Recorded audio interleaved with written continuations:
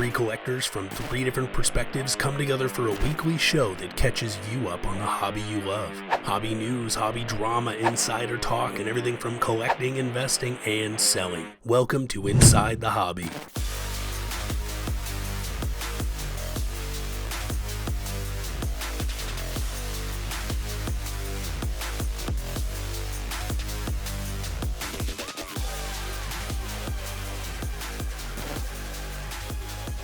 Hello and welcome to the first episode of Inside the Hobby. I'm the producer and a host of the show, FrankAZHP, and before we jump into our first segment, I want to share with you the format of the show for the first season and have the hosts introduce themselves to you as well. As for the format, we plan on releasing a new episode every Monday with 5 total segments. These segments are curated for each episode to be topical and timely, and will include things like hobby news, hobby drama, upcoming product releases, the monitoring of future Hall of Fame honors, reviewing sales charts, showing collection spotlights, and any other suggestions that you guys give us that we may find intriguing. And each episode, we will have a Inside the Hobby mailbag segment to react to your questions and comments. Whether it's feedback or questions, feel free to comment here on the show or on any of our social media platforms, and your comment could be featured on the show in the future. We may also have other hosts on at some point, depending on interest and availability, but we do not plan on this being just another cardboard podcast where it's simply interviewing and sucking up to notable people in the hobby. That's not our goal. We aim to be opinionated yet objective, and have fun discussing the hobby as a whole. And also in the process, provide you with some information and entertainment. Now for the introductions. First, we've got host Nicole of Phoenix Card Shop. Tell us a little bit about yourself and your relationship with the hobby. Hello, everyone. So I started collecting when I was 6 years old, which was a very, very long time ago. My grandfather actually got me interested in sports in Chicago, and we used to go to Cubs games and Bears games a lot growing up, and Bulls games. I got to see the Bulls championship runs for most of them with my grandfather, so that was a really big, important thing for me. I grew up collecting, of course, all my Chicago sports, but then other stuff along the way. And then I used to buy storage units, and 15 years ago, I bought my motherlode storage unit, and of baseball cards, my 10 by 30 by 15. And I have been selling cards ever since. And I'm happy. And that's kind of my life, is doing this. And it's going on 15 years for the Phoenix Card Shop of selling cards on eBay and my own site and store. So that's just all right. And we also have host Brian of Gray Street Sports Cards. Brian, give us a little bit of your history and your activity level in the hobby. Sure, thanks.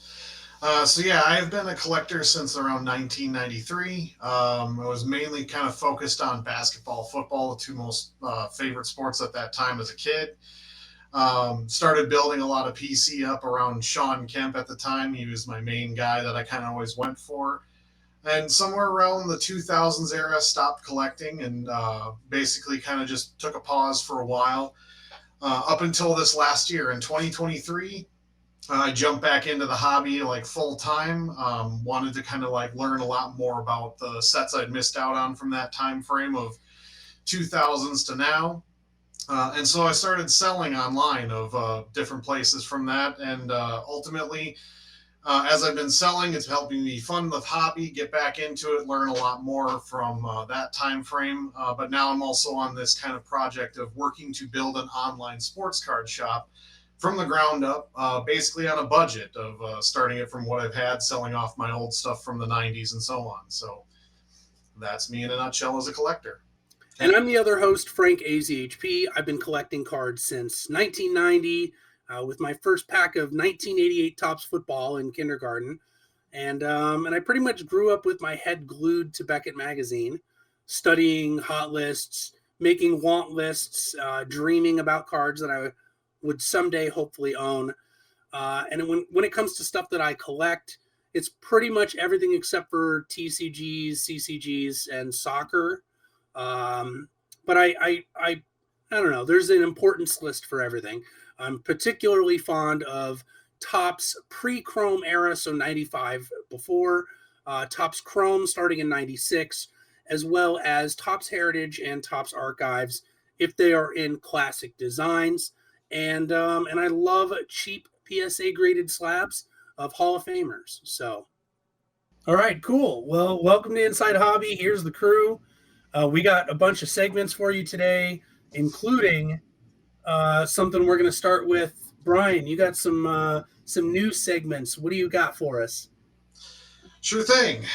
So the first thing up on the agenda is we're talking a little bit about cards that were stolen from the Topps printer, kind of backdoor cards. This story came from Mario Alejandro and Dan the Cardman, reported about the backdoor cards and superfractors that were then sold on eBay. Topps Fanatics, to give a little backstory, they do own their own printers, so these are things that they do kind of control and have the full situation in their house instead of a different third-party printer. Fanatics did come out and confirm that they were stolen from the printer. The serial numbers were not in the correct location. The identity of what these cards was kind of also confirmed, and therefore they were able to say that these were meant to be destroyed, never having left their printers of this. So that's kind of the facts behind the story. Something I was going to kind of go into as my opinion around it is that, of course, when we're looking at cards that are being taken backdoor, it hurts the hobby, the collectors that buy it. Fanatics has come out and said that they're going to refund anybody that did purchase any of these cards from the person. When I used to work after I got out of high school, I was working for a printer. So there is a little bit of backstory about and understand how these kind of things can happen is that every time you're working for a client, you typically have what's called samples or something that's going to be created to be sent to the client directly for them to overview and look at. And we usually take some of our product, run it off the line, and send it over to them, basically run that at a special time with managers and everybody there, so that way they're able to pull that product, put it in special cases, and get it off to the client. Now, this is what I did when we were doing mail order catalogs and things like that. So it's easy to see how if Topps is doing the same thing, they haven't confirmed or said anything of why these were ones they knew absolutely should have been destroyed. But it almost sounded similar to making sample forms and therefore leading to how often does this happen? How often can this occur in the hobby? And ultimately, is this going to be something that Topps has to really kind of crack down on? What are they going to do in the future for it? So for that, really, I want to kind of get into you guys here, and I want to turn it over to you, Nicole, if you've heard about this, and see what are your thoughts on this backdoored situation, being as you're a seller, and what do you know of these kind of scenarios? I have seen these scenarios over the years. I've seen weird things come out that shouldn't have come out. My favorite right now is an Upper Deck hockey sheet of cards from 2008 of Upper Deck Goodwin Champions. It was a full sheet that was out on eBay, and there was misspellings. There was all kinds of stuff. But yet, it somehow got out there on eBay for selling, and it sold for over $1,000, that sheet. Why? What's it worth? Seriously, why is that even worth anything? It's not worth having a misprint like that of a sheet. Oh yeah, it's fun to have. But why are you going to pay a couple $1,000s for something that's really kind of worthless, in my opinion? It's not really worthless if somebody's paying money for it, though, right? But if they're stupid, that's right. But I find this is an interesting, very interesting topic. If I had an opportunity to get a hold of a card, a sheet, anything really, that is something that you can't find in packs, that is difficult to find, difficult to price, difficult to sell. I love oddball stuff like that. I hate it. I hate that. That drives me crazy trying to figure out what to price things like that. I've sold sheets before, and I hate it. Well, I mean, selling sheets, that's a whole nother story because you got to deal with the whole shipping of it. But just the concept of having something that was not supposed to be released to the public, but yet you have it anyway. One thing that comes to mind from me, Kyle from Wax Museum podcast found a Topps Chrome Topps Chrome rookie of, I can't remember who it was. I think it was from 2019-20. So everybody's like, what? Topps Chrome? Topps Chrome hasn't made basketball cards in, 10 years. And here Kyle finds this random card at a card show and bought it, and he owns it. So to me, like, especially as a Topps Chrome collector, it's something that you don't see, you can't find, you can't just go get on eBay. Even stuff that's serially numbered to 25 is kind of easy to find, but if you're finding stuff leaked out of the factory, that's cool. So I know Topps is offering some type of credit or money back. I'm not even sure I would take it. Like, why same thing that happened with those duplicate superfractors. I think that's cool. Keep the superfractor. I don't know. Brian, what was your thoughts when you first read this? I mean, for me, it's coming from a different perspective of like having worked in a place that does print product, and like we had to do that. Like, there's the question of how did it get out of the building? Yeah. If they're trying to like basically lock this stuff down, they obviously knew That's it how it got out. was not so. Somebody just went. But like, even when I was working for the printer I worked for, the one main thing the first one I ever remembered was we made Sports Illustrated swimsuit issue. We make that typically 3 months before it's actually released to the public. And so I remember like when that was there, like we had managers, everybody watching us as we're going around, because you're handling the forms, which are the pages, the pictures. You could literally put together your own magazine at home if you wanted to, just would be untrimmed. And in that scenario, like there are people from Sports Illustrated coming by to make sure we don't walk out the door. Like they would check our bags and stuff like that as we're leaving the machines to make sure we don't have that somehow leak it to the internet and have, the cover model released 3 months before it's supposed to be there, or the pages. So I understand from the client's perspective. Issue type of thing, like just it comes down to have more people on security and checking bags. I mean, yeah, how does something even like that get Treat out? it like a Vegas employee where you're not allowed anything in a casino. I think it depends on what it is. Like in this case, they were one of one superfractors where the serial numbers, instead of being on the back, were on the front or something like that. The value of them being a very high valued card, and that the person was making profit off it that didn't actually work for the printer, it sounds like. That's where I think with this scenario, it's like, what does Topps need to do to make sure that these things are protected if they don't want them to hit the market? Because there are things you can put in place to do this. I worked for a printer that made magazines, and we had it in place. So what is Topps going to do with this? Because these are obviously a common thing that can happen, from when you're making one-of-one superfractor samples, or you're making, whatever rookie card, like the Connor Bedard upcoming Young Guns could be a scenario of that. Oh, come on. Don't bring in the Blackhawks into this. But I mean, like, it's a scenario of like, what do they want the integrity of their product to be, and what do the collector bases kind of see of it? So that's kind of like my thought is like, as a collector, obviously everybody would like to have one if there's only one, but if there's not more than one, what do we do? Like who has the authentic one in that case and scenario? The bell rang, but before we move on, if you pulled one of these one-of-one superfractors, would you take it? Would you keep it, or would you turn it in? Nicole? No, I'm not keeping it. You'd get rid of it? Brian, what about you? I think it's bad. Depends on the player. Okay. I would keep it, assuming it's something that I'm into and I collect, and then not baseballs, because I'm not big into baseball. But all right, we'll move on to the next segment. All right. For our next story here, we have the Dude Perfect breaking with Fanatics. I believe this break actually happened the other day. To give you a little backstory on what this is that Fanatics Topps announced that they're going to do a break and stream with the YouTube channel Dude Perfect. For those of you that don't know, Dude Perfect is a sports-related YouTube channel. They're focused on trick shots and content that really kind of gets kids involved in sports. This story came from Dan the Card Man, where he was reporting from a collector's kind of opinion of it, not really kind of being all happy and where this is kind of focused on there because of what's happened with Topps Fanatics, as well as positive influencers kind of coming into the space and saying things like Fanatics is going to make the best choices of it.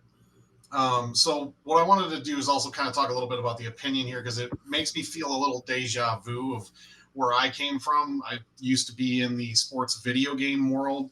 And back around 2005, the exclusive licenses of video games kind of took place, which led to the decline of the video games kind of happening. You can find other YouTubers that talk about declines of certain sports games from that. But Fanatics Topps, since taking over, they've had a lot of different issues that have happened, from the duplicate superfractors, the backdoor one we just talked about, breaks Isn't with that their celebrity. second time dealing with that issue too? There was Bowman Chrome superfractors, and then now Yes. there's another ones. Okay. Yes. So then that's the thing is, they had two issues of that. We've had celebrities that have been in previous breaks with them that are not collectors, where they ultimately got the ultimate chase cards that everybody was going to be looking for. There were chase cards that were not included in the boxes, so they never made it into the product somehow. And then the biggest thing with it is that Topps Fanatics, since taking this over, has not really been fully transparent with the issues, kind of leaving a bad taste on the collectors, who, of course, were the ones that have been here the longest. And having these influencers telling us, hey, they got your best opinion, just let them do what they're doing. But I'd love to hear what you have to say on this, Frank, because obviously it is a good thing to increase the hobby through channels like Dude Perfect. But what are your opinions on this story? Yeah. So I don't think this is a bad idea. I know it may not be necessarily like popular within collectors. I'm well aware of who Dude Perfect is. I've seen a video or two. I'm not the biggest fan, but they do have a very large youth audience. And, despite all the jokes of we're going to 10 times the hobby, if they're looking to actually 10 times the hobby, like, this is a legit move. There are younger people who sit on their phones all day and have not yet learned the glory that we all know as cardboard. So if this can get a couple kids interested, maybe they see Dude Perfect, they're big fans, they're sports fans, they get involved, they check out, they grab a couple blaster boxes from their local, Target or whatever. And then, hey, you know what? These are kind of cool. These are neat. They get the sleeves. They get that same whole addictive nature that we all got when we were kids. And boom, what do you know? Then there's a new person in the hobby. Whether they last, 2 weeks, or whether they last 65, 70 years, we don't know. That there were many of our friends when we were young who collected with us as well that do not know, they no longer collect. And yet we're still here. So it's just, people are going to come and go, but introducing youth to the hobby throughout some other source, I'm okay with that. I think it's a good idea. It's cross promotion. I want to see more kids in the hobby.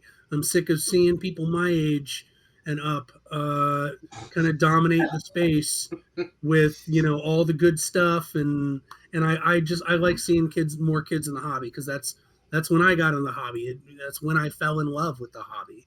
Nicole, what do you think? You know what? As I'm going to be as the resident old person saying here right now, I hate this stuff, right? I totally hate it and think it's stupid and think it has nothing to do with the hobby. I honestly would like to see like more sports people breaking stuff in the hobby, other athletes breaking stuff, somebody who has something to do with the hobby, even an announcer who has something to do with the sport in the hobby, not some random dude who just makes a trick shot, who doesn't even know half the teams. Because if you listen to him, he was talking basketball.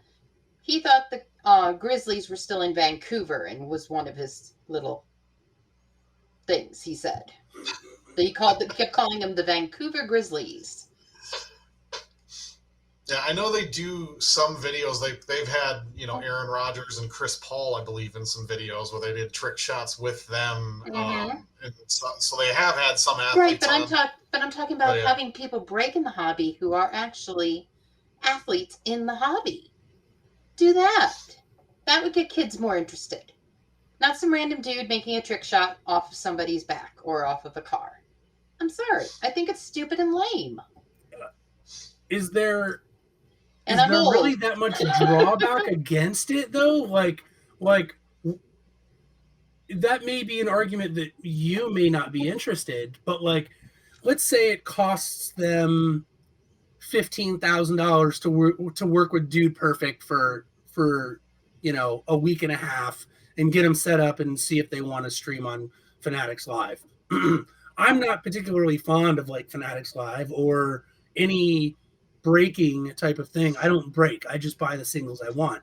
But like from a business perspective, from the low cost of entry of getting these guys involved with cross promotion, as well as the possibility for kids to get in the hobby. Like, you may not like it, but do you not at least recognize that these kids, how many subscribers do these guys have on YouTube? Like 16 million or something?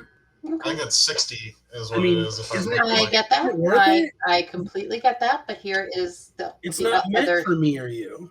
Right. It's meant for the younger generation. The youngsters, or whatever you wish to say. The Pepsi music. Part of me just wants to shake my fist in the water right there, but you're making me want to be like that. I know. I recognize that I'm an older person and all, but I think if I'm not the oldest between the three of us here, but I think it's dumb, but it makes sense.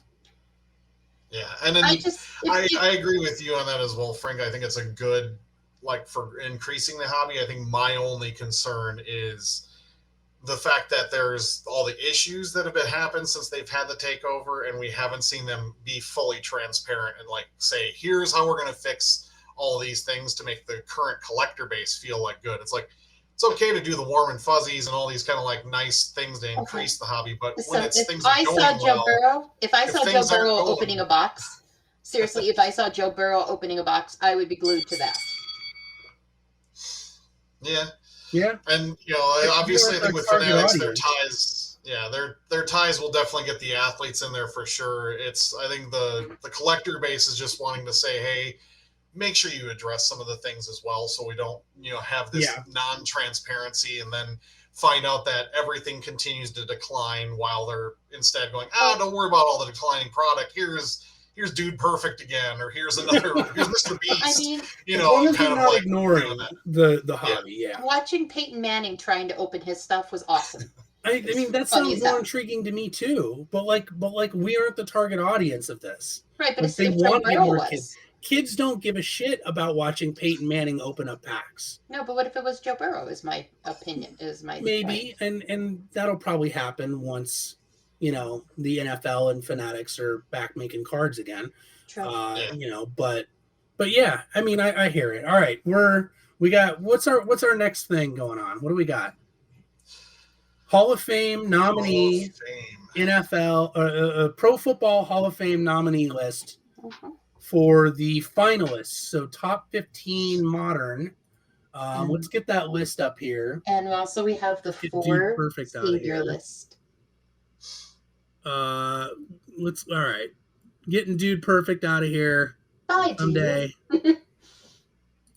All right. So we got 15 modern era players announced as the finalists. As you can see, every single year, we get the finalists, which is top 15, and then it's usually narrowed down to 5.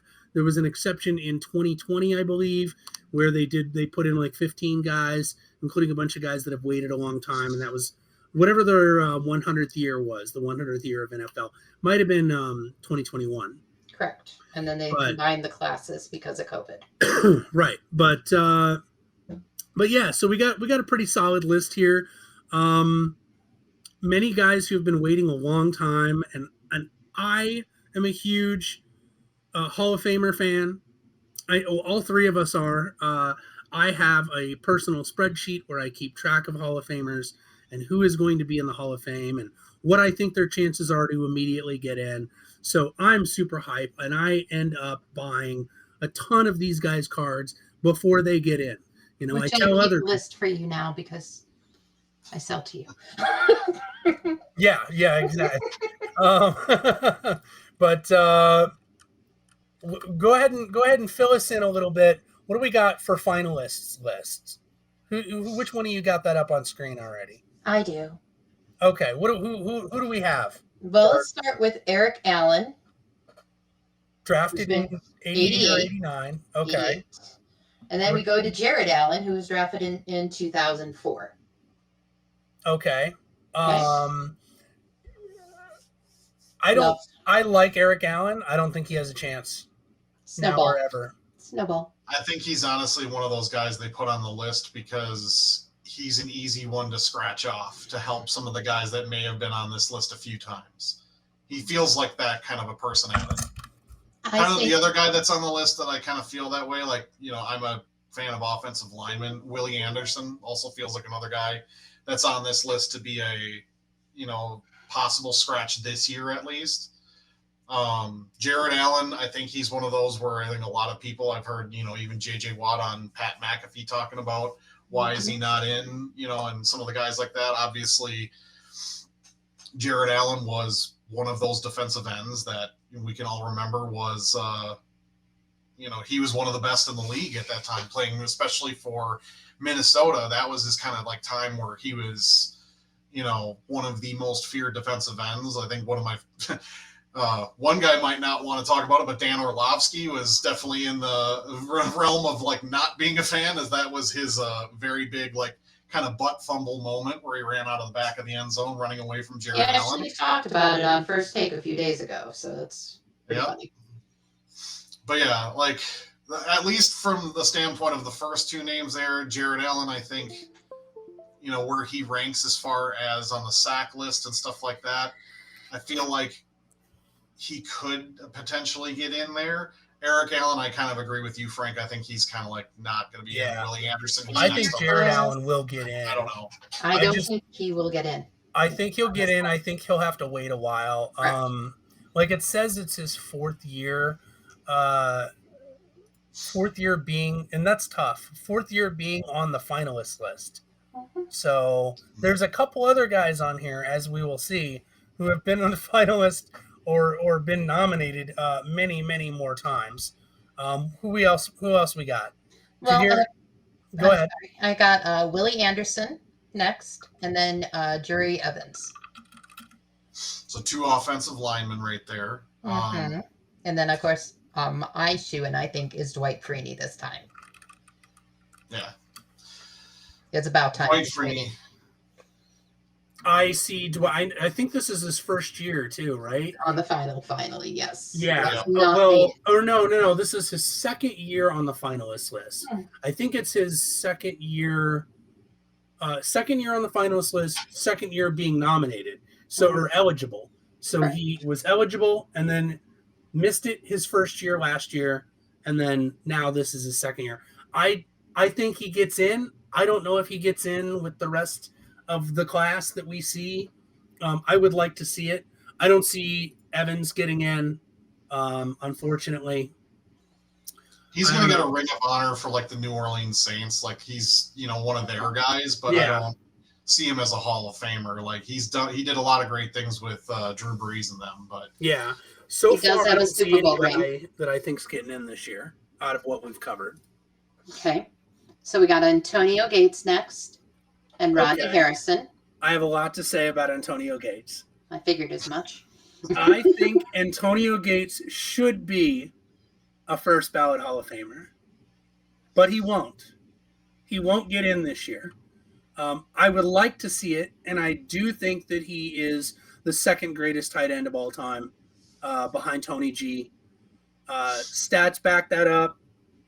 Pro Football Reference Hall of Fame monitor has him in number 2. He played a lot more years than other guys who are more popular. I think the one drawback is he doesn't have a title. So I think he's probably going to have to wait and be nominated 2, 3, maybe even 4 times as a finalist before he moves on. I don't know. What do you guys think? He's not getting in on this class, I don't think. I don't know. My opinion is I think he could possibly be the one just because of the fact that the tight end doesn't have as many big like names that are in there. Like we know Tony G and stuff like that, but he Ditka, I think his influence Kellen on what has happened.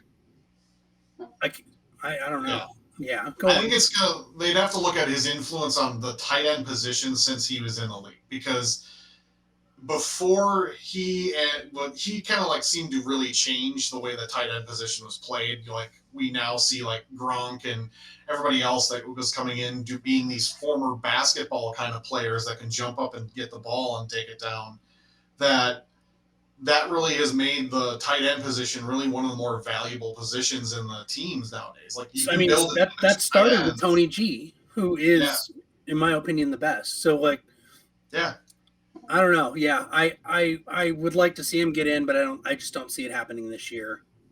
Okay, Rodney Harrison. He's been nominated a lot. He's been nominated a lot, but this is his first time on the finals list. And Tony Dungy has been the big campaigner for it.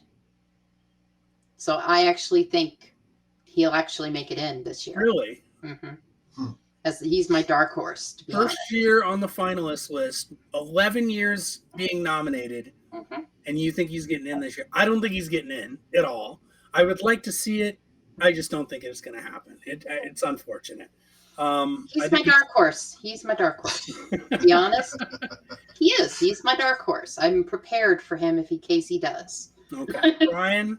I mean, I think Rodney Harris was one of those guys that he played a great career. He was very much so. He blended in with a lot of other safeties at the time. He was a very tackle-driven guy. Early in his career, he had a lot of the penalties that were there. I remember him getting suspensions and penalties from hits on receivers over the middle of the field and things. But when he moved to New England, he became their kind of centerpiece of their defense that held it together through their championships all the way to, for that time. So I don't know if he makes it, just because he doesn't seem to have the full spectrum of what most safeties that get in have, of like, he's got the sacks, he's got the tackles, the interceptions. Like he wasn't dominant. He was very, very steady, very consistent. But I don't feel like at any point in his career was he just like absolutely dominant where the entire league really had to take notice. I know the bell went, but this is a topic where I feel it's important. We should definitely keep going. We have a few more on the list. Half the list to go through here. Who else we got? Who's up next? Of course, we got Devin Hester from the Chicago Bears. Third year as a finalist. People are complaining that he doesn't get in every single year.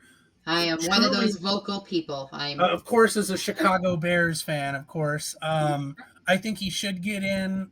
I don't know if he deserves it now. I really have to like figure out all of the 15 and like really figure out what 5 modern era I would pick. He is the first person to return a kickoff kick at a Super Bowl for a touchdown. Yeah, he made me $3,200 in Vegas, so I'm going to go with that on the league. So like, I do think he deserves. When you look at special teams, there's not a lot of special teams players in the Hall of Fame. There's 2 kickers. And thank you, MGM Sportsbook, for that. Morton Anderson and Jan Stenerud. And that's it. 2 kickers. We don't have any return men. Nope. Or guys that were great return men. Either of the Metcalfs, Westbrook. And that's why I'm saying it's time. This is time. No Steve Tasker, no Don Beebe. So we don't have any like amazing special teams guys. I think if there's anybody to do it, it's him. Correct. And I mean, just because I'm a Chicago girl, but no, it's actually time. This would be a worthy and time, because if you look at all the names on the list, you look for somebody with records. Hester has records. Antonio Gates has records. Yeah. Who else did you say? You said Hester. We all agree. Troy Holt. Oh, Holt. He should be in. He should be in. He's somebody I agree should be in. I feel like there's another name on that list that should be next to Torrey Holt. Maybe even talked about, because we got to talk about the wide receiver position if we're talking about Torrey Holt. I was going to say Reggie Wayne next. So Reggie Wayne, and I talk about, I've said this on the channel, on my personal channel a million times, because I'm picking these guys up, and but Reggie Wayne and Torrey Holt both been finalists, top 15, 5 times. Mm-hmm. So the only reason, and they didn't get in last year or the year before, Calvin Johnson got in his first ballot. Now in the mix, we added, Steve Smith, which Which I'm upset about that he was snubbed.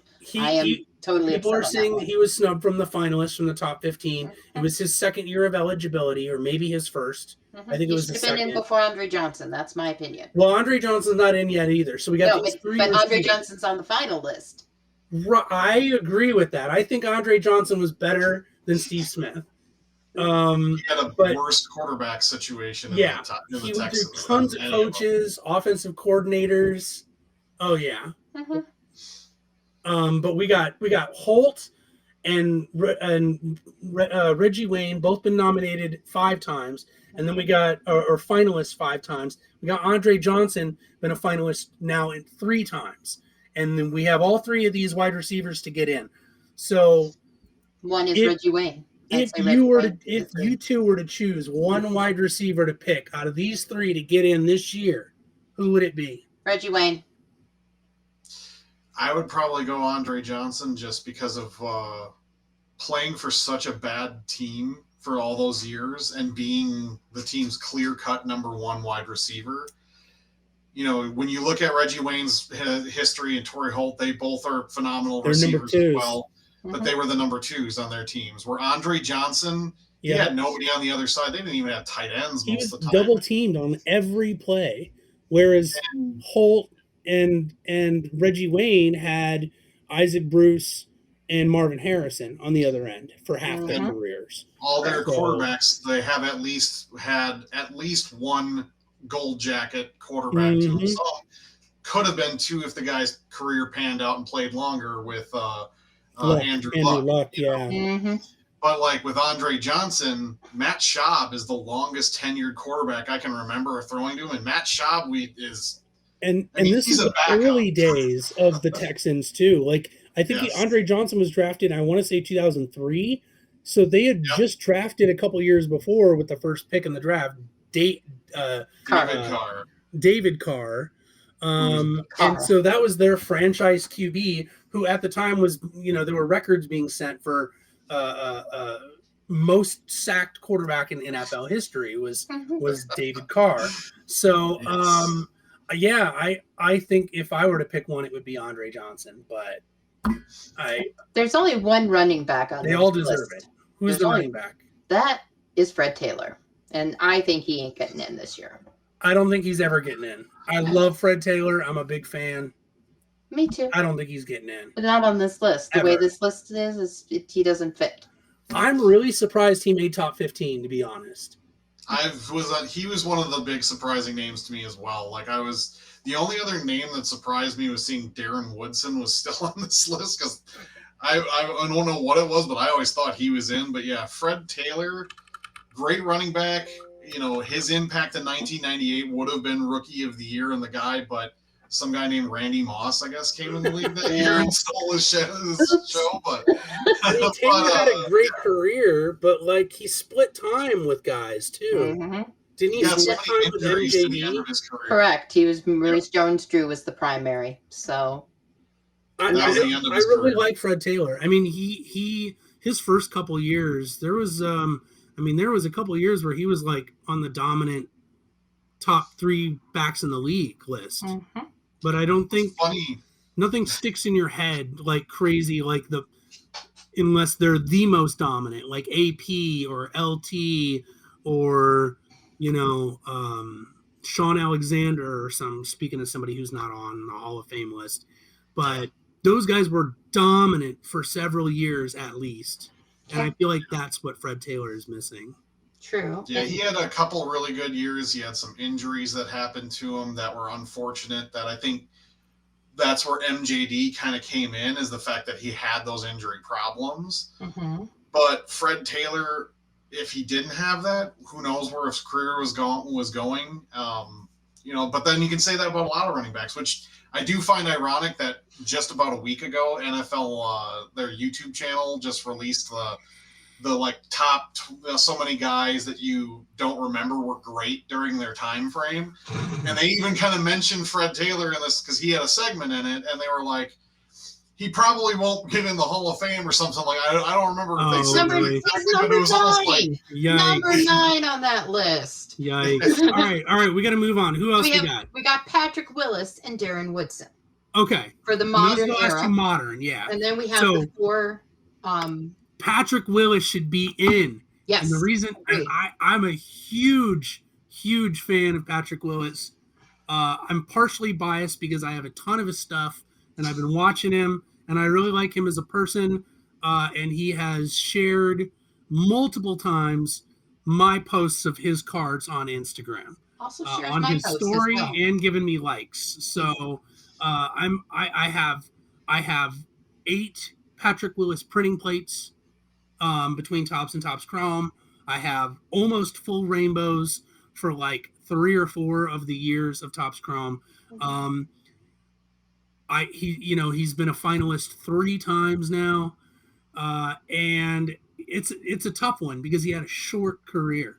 What career he had was really, really good. If I'm not mistaken, and I might be off on a year or 2 or whatever, but I think he was in the league for 8 years, 7-time Pro Bowler, 5-time All-Pro. 7 years First in the team league. All-time Pro Bowl. 7 years in the league. 1 year only played 1 game due to neck injury, and that was 14, and that's what ended him. But he doesn't have a title. Nope. But he did go to a Super Bowl. Dominant. He was dominant. Mm-hmm. So he was the best linebacker in the league for several years. So the only other linebacker of his caliber at that time is Ray Lewis, who is already in, and he was the Ray Lewis of the NFC. He was and later Luke Kuechly and J.J. Watt. Mm-hmm. Yeah. And you even look at the fact that he also was that kind of guy that I think the 49ers ran more of a 3-4 kind of set during his time. And he did teach and grow up the guys that ended up replacing him, even though I know just because he was a Wisconsin Badger, the guy that replaced him played the 1 year with him and retired immediately after due to the same health reasons. And then it was right after that I'm blanking on the name of the guy that's there now, but either way, like they all were teammates and kind of learned from Patrick Willis, and that's where that Namaro Bowman were monsters. I mean, they dominated. That they rivaled them too, and the other teammates at the time could have like potentially rivaled the linebacker crew of like the Dome Patrol of the 90s, the Saints, and maybe a piece of the 80s New York Giants linebacker quad. Oh, good Lord. Guys. I mean, he's literally the definition of why the 49ers are not known as like a quarterback Joe Montana team anymore. They are a defensive team, and it started with Patrick Willis. Yeah. Correct. And I believe Willis should be in. Yeah. I'm a very big believer in that, and I do not believe Darren Woodson should be in. Really? Yes. That was what I was going to move on. What do you guys, I don't think Woodson, I don't know. I want Woodson to get in, but I don't know if he deserves it given the competition. Mm-hmm. Given the competition this year, I don't think he'll get in this year. All right. So I'm going to give each of you 10 seconds here to come up with your 5 on these moderns. Okay. Do you have the list in front of you, Brian? Yeah, I do. Okay. So come up with your 5 in 10 seconds. Okay. Ready when you are.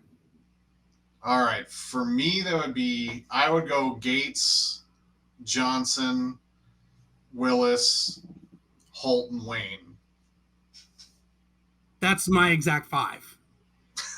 But it won't happen. That's my 5. It won't happen. It won't happen because there's 3 wide receivers there. That's why it won't happen. But they're going to have to take somebody else. and then if I had to replace any of those guys with somebody else, it would have been Devin Hester. So respect that, yeah. All right, Nicole. We know she's got Devin Hester in there. I do, of course I do. I'd have things thrown at me if I didn't take Hester, I believe. So yes, Hester is my 1. Willis is my 2. Rodney Harrison is my 3. Okay. Julius Peppers is my 4. And not because he was a Bear. It's because he was with the Panthers and he was their defense. Mm-hmm. And my 5, I go back and forth on this, but I'm going to go Holt. Okay. Over Andre Johnson and Reggie Wayne. All right. Mm-hmm. All As right. much as Reggie Wayne, I would really, really, really want to see it. But I think Holt is due. Yeah. All right. Well, fair enough. And then the senior list, of course, my 1 is Steve McMichael. Get him in before he dies on us. 3 seniors. Mm-hmm. Steve McMichael, Buddy Parker, and Art Powell. Yes. Only 1 gets in. Yeah. Art Powell was player and coach, I believe. Correct. I'm not sure I'm familiar with Buddy Parker, so I'm slacking. Yeah, that name's kind of like a little bit slipping for me as well. I'd have to look into that one. Buddy Parker, 2-time NFL champ, 1-time coach of the year, played for the Lions and the Chicago Cardinals and the Lions and the Pittsburgh Steelers from 1949 to 1964. Mm-hmm. True senior list. Fullback. Mm-hmm. So, yeah, I don't know much about him. So I can't really make a call on that. Hey, Mongo is behind me, holding up Ditka. So I'm gonna say, I have to say this. No bias at all from you, right? No. No. I have to say this on a wrestling level. He was an all-around player and an all-around big important thing in Chicago growing up. And he won a title, so he gets a little extra for that. So he won a title. He beat people up in wrestling. Yeah. He's a great announcer. And now he's sick. I didn't like him wrestling. Me neither, but he wasn't that good. He was pretty rough on the ropes, but I mean, he's got ALS. He's really sick. Yeah, let's get him in. Get him in before anything else happens. Is Art Powell still? No, the other 2 are dead, I believe. Oh, okay. Everybody, Art Powell died in 2015. So and who was the other one? Buddy Parker. It's kind of good to give a guy that's still around, give him a last hurrah for that. Give him his flowers. Give the man his flowers. Yeah, exactly. All right, moving on. He earned it. Plus, he earned it. He was the sack leader in '85. Hope you like NFL, people, and pro football, because we went off on that one for probably 20 minutes. And then we have new upcoming product releases. What's going on? We got you got the info for us? I do. So right. We're going to start with 2023 Panini Prism Football. Then we have 2023 Upper Deck Goodwin Champions. Hold on, should we talk about these? Prism Football? Do you guys care? I'm going to be selling it, so yeah. I'm in the minority of I don't care. People love Prism, and I think Prism is ugly. I call it Panini Borders because 75% of the card is borders. And it's the same border with minor differences every single year. But player collectors like it because of all the parallels and all the colors, and it's easily available in retail and in hobby and 45 variations, whatever else. How? 45 different variation cards this year. They're gonna have more. They had more last year. Last year they had like 60 or something, didn't they? I'm not sure. I just saw the list. I saw the details that there were 45. So no one cares about Prism? I don't like one thing. This is, I guess for me, like coming back into the hobby, I'm a little bit more used to like, why is this coming out this late into the NFL season? I have to ask. Like, that's my biggest thing. Is like, I remember when I was a kid, Series 1 was the beginning of the year. Series 2 was the end of the year, and now we are with Prism, a flagship of Panini, and it's releasing when the playoffs start. Like, no, it actually released January 3rd. Then, if you really want to get into this, on the 17th of January, we got Absolute Football. So we got wild card weekend, and then we have another major product. I mean, is this the reason why we're seeing like the players union and all that kind of stuff dropping Panini? Like, you guys can't release stuff on time? Because, I mean, you look at the NFL, like going into video games, like they force Madden to be out on time beginning of the year. If it's not out before the season begins, like EA would get dropped by a heartbeat. And here we are talking about a flagship sports card release, and it's coming out now in January, and the season's basically over. Like, it's Panini. They still haven't released Donruss Optic football yet, and Optic is like the Chrome. Yeah, it's ridiculous. March. Anyway, so we need to. By the way, there were 45 parallels from last year's Prism football. So, whatever. What was next on the list? Well, the next one we have is 2023 Upper Deck Goodwin Champions. Okay, I don't care. What about you two? No, I don't care. Some people love that product, but it's not for me. So okay. It does not move well for me. So yeah, it's you love it or you hate it. What else we got? 2023 Panini Immaculate Collection UFC. I have 4 boxes coming of that, and I am looking forward. Very, very popular product. Lots of relics. Autos, relics. Lots of autos, yeah. So that's popular. I don't invest usually and buy a lot of stuff, but UFC stuff I always buy. Okay, all right. What else we got? That is one of those that like does well, is like UFC gaining popularity. Is that kind of why you're seeing it? I think it's because it's a higher end product. That is the highest end product of UFC. Yeah. Okay. When you're looking at flawless or immaculate or anything, you're going to get anything immaculate. Is the highest end from Panini. Bowman University Best Football. I have some interest. I wish it was Topps Chrome and not Bowman and Bowman's Best.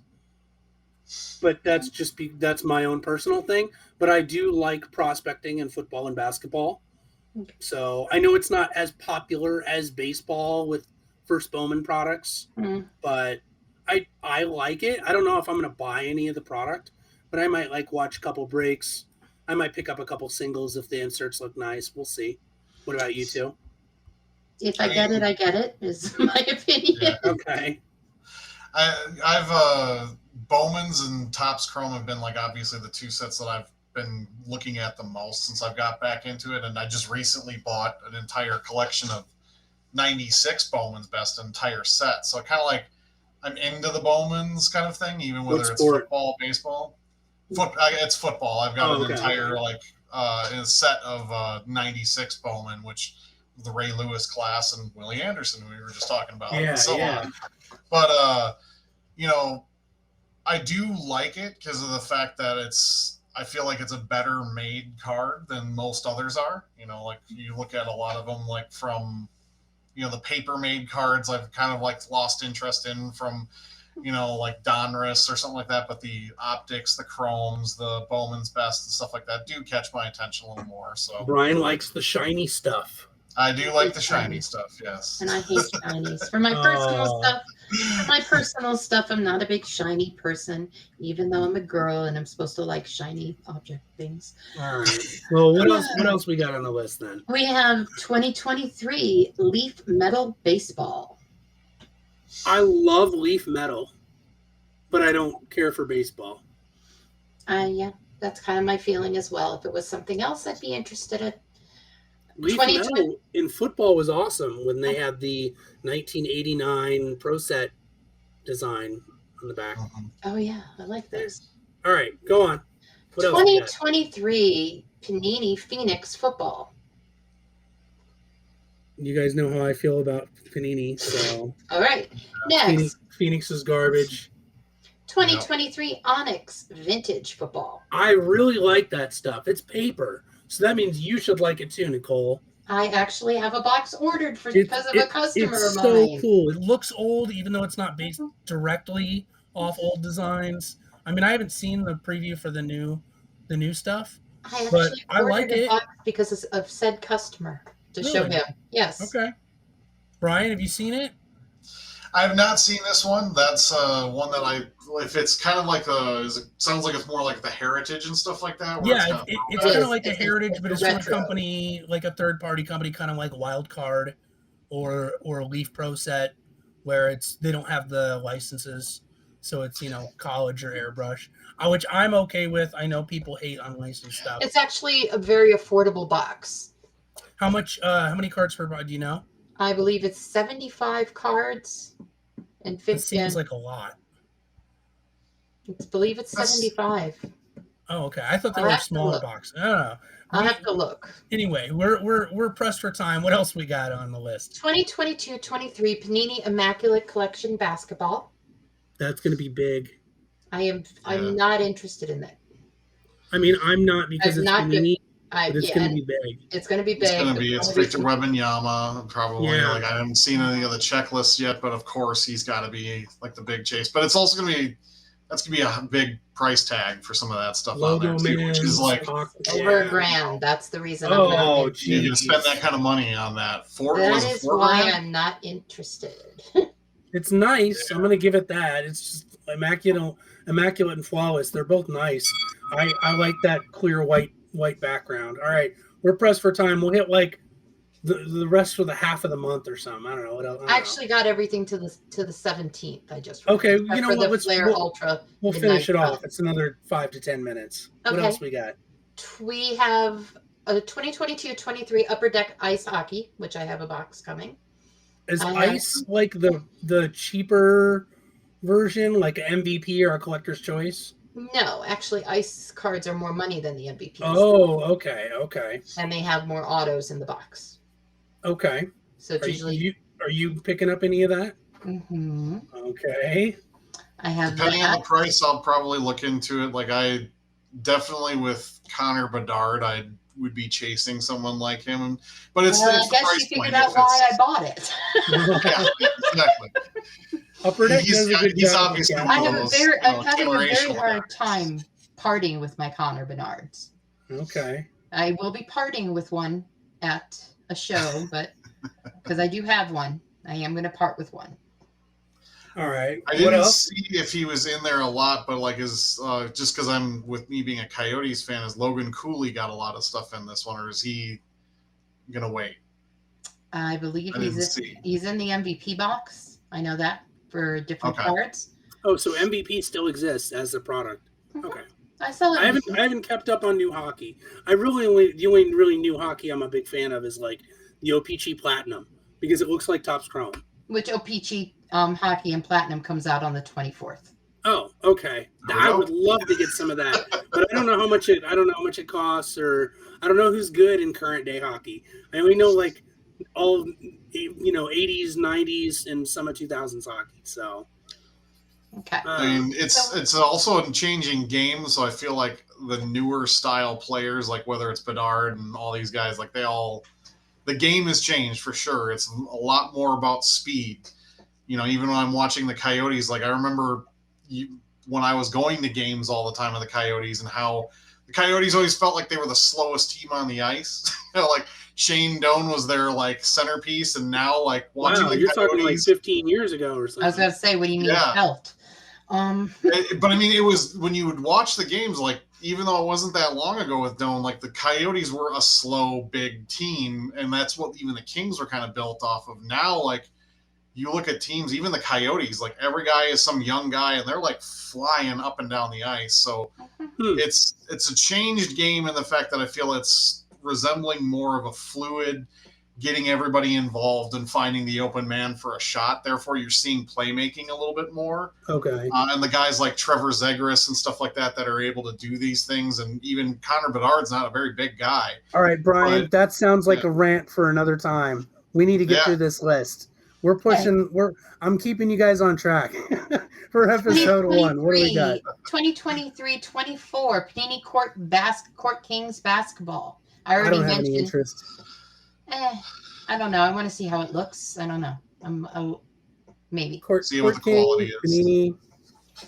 2023 Pro Set Metal Football. Yeah, I like it. depending on what year it looks like, if it looks like anything at all. Do you know if they're doing the 1989 design again? Or if they're doing something completely original? No idea. Haven't seen any. Okay, that's something for me to look up in my own time. I'm probably in the small minority who is really interested in leaf metal. Actually, I was. So okay, all right. No, I think that stuff. It depends on the quality of it. I think like where Leaf's last few sets, I think came out and they didn't have the highest quality. Like they were seeing some like print issues with it. So it'll depend. If it comes out and it's got better quality, hopefully, then I'd be interested in it. But okay, if it comes out, it's got like the scratches on the back and like dings in corners right out the backs. Paninis, then no. Yes, then it's so usual panini, as you're saying. Right. All right, 2023-24 Donruss basketball. So that's something I carry. So yes, that's an interest for me. With the rated rookie, so that'll be Wembanyama's first rated rookie and stuff. So I could see a lot of people chasing that. It's a little more affordable. It's going to be in the retail and stuff like that and everywhere. I'd be interested only for the optic previews, but I do like the base Donruss design. Therefore, that's why I like the Donruss optic design as well. They tend to be very minimalistic, classy, good border. Reminds me a lot of old Donruss and Tops. So True. I may do some of those on singles. Probably not a new product. Okay. Kind of wish they would go with a design kind of like Heritage with that product of like going back to old kind of like designs and like throw some of that in. Yeah, but they do that with the retro series, right? They have like that, or not, maybe not retro series, but they have like those flashbacks in Donruss like every year, right? Yes, they and do. in optic, yeah. So next we have a new Panini Impeccable football. I don't think Impeccable's new. It said new when I clicked it. So. I mean, Impeccable's been around in basketball, but not in football. Not in well. New football one, which is interesting. They're releasing a new one after the PA's like, you're done. Like, we'll release a new product. Don't worry. All right, 2023 Panini Chronicles Racing for NASCAR. I have ordered on that. I like the idea of Chronicles because it gives you all the different designs, but I have zero interest in NASCAR as a Formula One elitist. So screw me. We'll get to you at the end of the month. Here okay, on the list, all right. Which has also been ordered for you. So we have 2023 Panini Flawless Baseball. 2023 Top Stadium Club Baseball, which I'm actually looking forward to. That's a classic one. I'd definitely be interested in that because that was supposed to come out, I believe. That one I heard was like they kept pushing it back. Something was going on with the printing of it. They've had to reprint it or something. Maybe I don't know. They haven't disclosed why. Twice. It was so late. Stadium Club's always so nice as long as they do what they usually do with the full the full bleed, no borders, borderless, great photography, lots of parallels. I'm not into baseball, but Stadium Club's solid. Yep. 2024 Topps Garbage Pail Kids at Play. 2023-24 OPC Hockey. Okay. Which actually has retro cards in it. They're doing retro designs. Are they the ones that look like Gretzky's rookie year? Was it 78, 79? Or that was a couple years back? I believe it's the OPCs of 84, 85. Oh, I'm cool with that. That's so crazy that Upper Deck uses the old OPC designs, which were made by Topps. I think that's so cool. I like it. That's another reason I like OPC Platinum. So I might buy some singles. Hockey. It's OPC Hockey, but there's Platinum inserts. Yeah, I figured. Yeah. Because they don't do full run of Platinum anymore. Yeah. So we got Upper Deck Moon Knight. We got House Umbrella Academy autograph expansion set. That'd be kind of cool for some celebrity autographs. I do like that show. Have you guys seen that show? I am still stuck in the first season. I'm still stuck in the first season. Okay, I finished the second. I think a third's out. Yes. Okay. So, I read the book. Nice. 2023 Panini Rookie and Stars Football. Nah. That's actually it's a pickup for me. It's budget product. Mm-hmm. Yeah, It's for the it kids. feels like it's just like they're duplicating stuff when I've seen some of the designs of that. It's for the kids and those people who want to buy retail and get suckered for $25 blaster boxes. 2023 Panini Spectra football. I'm a little interest, but not. Spectras can be nice. Like some of the thicker hollow effect die cut cards are kind of cool, but right. But some of the other rest is lame. They tend to be a little expensive, right? It's like 5 cards a pack. Spectra. Like 5 cards a pack for like $150. I thought it was 10. I thought it was 10. Well, I thought it was like.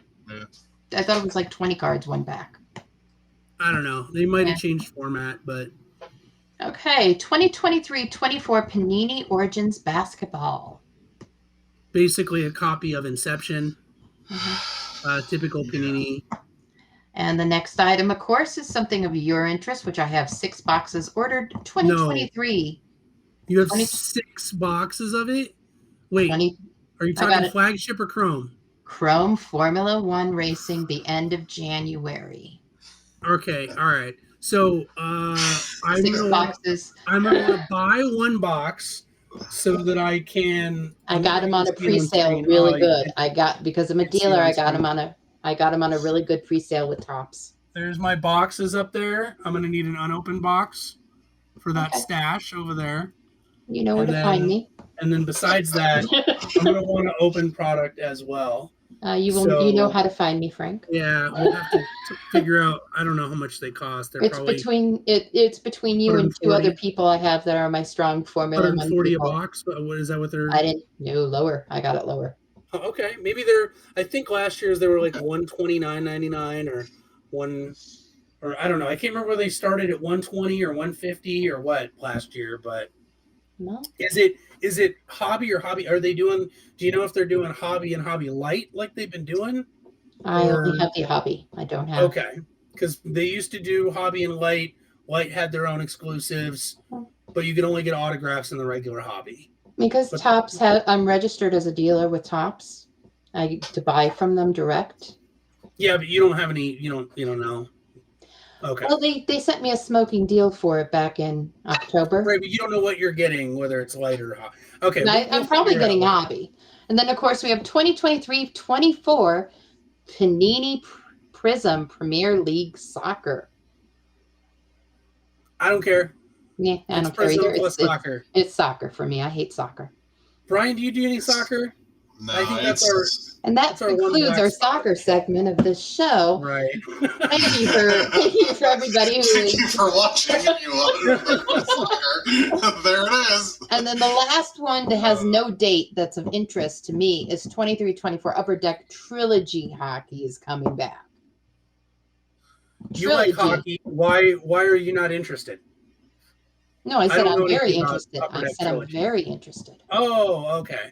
I thought you said you weren't. Okay. No. Trilogy Hockey comes out only every few years. Okay. It's got good inserts. It's got numbered hits. That is something I'm interested in. Okay, fair enough. I guess we should hit that next segment now. We got a little mailbag.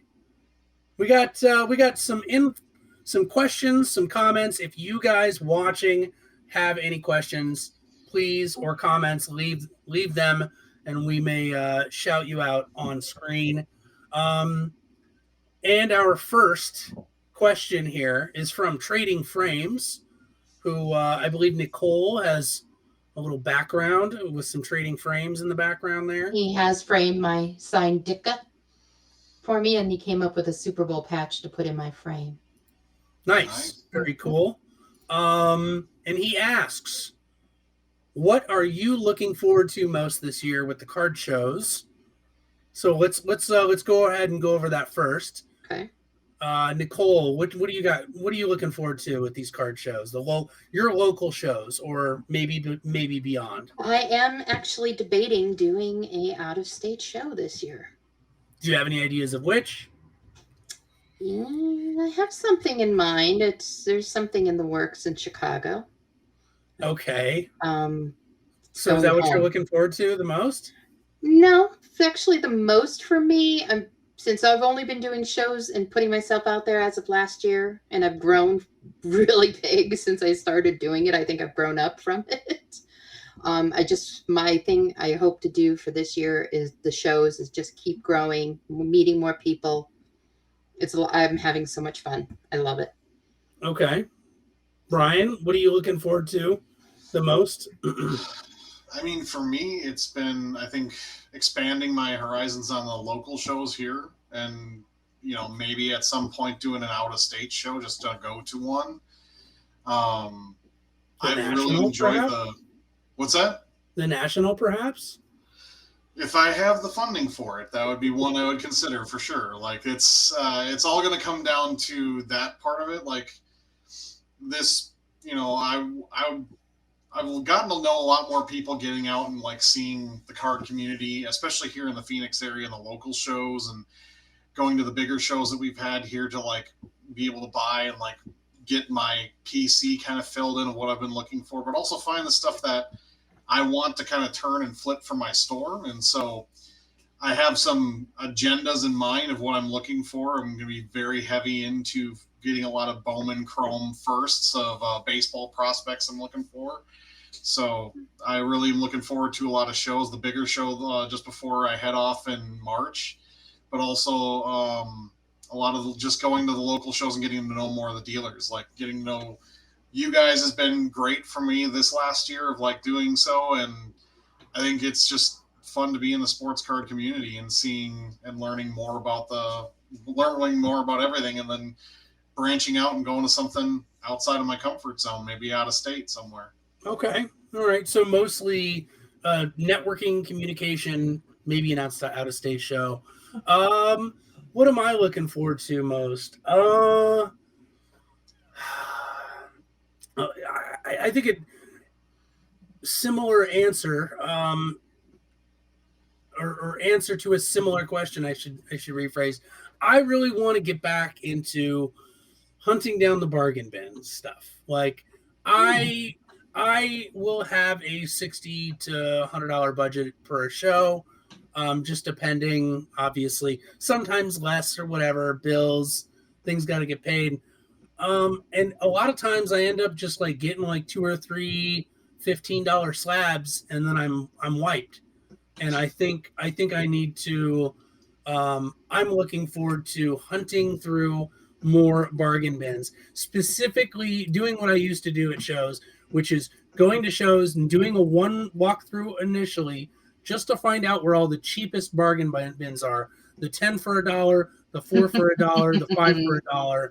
I am home with the 10 for $1. Getting all of those and like leaving a budget for those so that I don't spend them on individual single cards between the $10 to $50 range. So I think that's what I'm looking forward to. And I'll start off on this one. Who and what card would you strive to obtain this year? I've been slowly obtaining a lot of my grails over the last 15, 20 years of that, maybe me collecting. Really, how long has it been? Oh my gosh, I'm old. Collecting since 90, figure that out, 30 years. Stuff that I used to dream about in Beckett, I'm still dreaming about now. I have a Joe Montana rookie raw. I would really, really like to get a PSA 6 or a PSA 7 81 Topps Joe Montana rookie. That Joe Cool rookie was on my my dream wish list since I was a kid. And I, even though I have one raw, it has a stain on it. It does the job as a placeholder. I would have also said Peyton Manning's Chrome rookie, but I did. Oh, Peyton Manning. Yeah, I picked one of those up in a PSA 8 this last year. Mm-hmm. So, if I could upgrade to a 9, offload the 8 maybe, but I'm not in any big hurry for it. I'd rather have the card. What about you? What card, what card or whatever would you strive to get this year, Nicole? Oh, that's a tough one for me because I kind of been trying to say to quit adding to my collection because I have a lot in my hidden stuff. But I am missing something, and it's kind of pissed me off recently. My 85 Walter Payton went missing. Okay. Black border. Are you looking to get one graded, raw? It was a graded that went missing Okay. recently. So that is something that's up there in my craw. It was a 9. Okay. Wow. So, 9s are tough to get in 85 because of the black borders too. correct. So if I have one, I have one at like a 5 or a 6 because they're such a tough grade, and because Walter Payton is pretty high priced. So Mm-hmm. Brian, oh sorry. No, it's okay. That's my one. I'm pissed. I'm missing. Okay. And then I have a